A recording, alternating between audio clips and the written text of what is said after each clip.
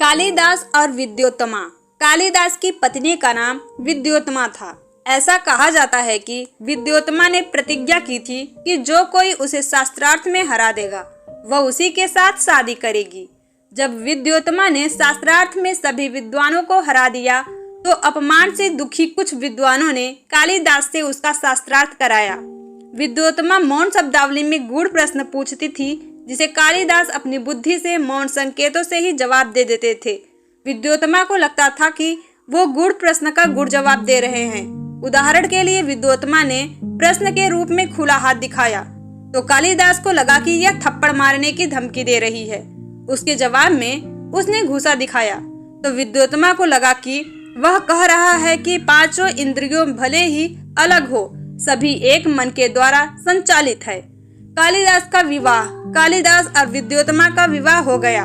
तब विद्योत्तमा को सच्चाई का पता चला कि वे अनपढ़ है। उसने कालिदास को धिक्कारा और यह कहकर घर से निकाल दिया कि सच्चे पंडित बने बिना घर वापस नहीं आना है।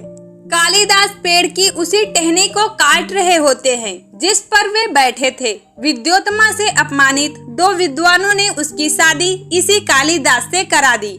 जब उसे ठगे जाने का एहसास होता है तो वो कालिदास को ठुकरा देती है। साथ ही विद्योत्तमा ने ये भी कहा कि अगर वे विद्या और प्रसिद्धि अर्जित कर लौटते हैं तो वो उन्हें स्वीकार कर लेगी। जब वे विद्या और प्रसिद्धि अर्जित कर लौटे तो सही रास्ता दिखाने के लिए कालिदास ने उन्हें पत्नी न मानकर गुरु मान लिया।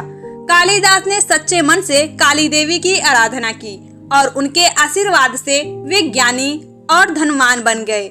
ज्ञान प्राप्ति के बाद जब वे घर लौटे तो उन्होंने दरवाजा खड़का कर कहा, दरवाजा खोलो सुंदरी।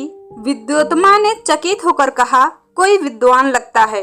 उन्होंने विद्योत्तमा को अपना पथ प्रदर्शन गुरु माना और उसके इस वाक्य को उन्होंने अपने काव्यों में जगह दी और अपने जीवन काल के दौरान कई अद्भुत रचनाएं दी। कहते हैं कि कालिदास जी की श्रीलंका में हत्या कर दी गई थी, लेकिन विद्वान इसे भी कपोल कल्पित मानते हैं। इस तरह उनके जीवन में हमें बहुत सी शिक्षाएं मिलती है। अगर कोई आपकी कमियां बताता है तो उसे हमें सकारात्मक तौर पर लेना चाहिए। जब हम कोई कार्य करने की सोचते हैं तो हमें अपने पथ से भटकना नहीं चाहिए। जीवन में अगर कभी अंधकार आए तो घबराना नहीं चाहिए। मित्रों, आपको हमारी ये कहानी कैसी लगी हमें कमेंट बॉक्स में अपने विचार लिखना ना भूलें।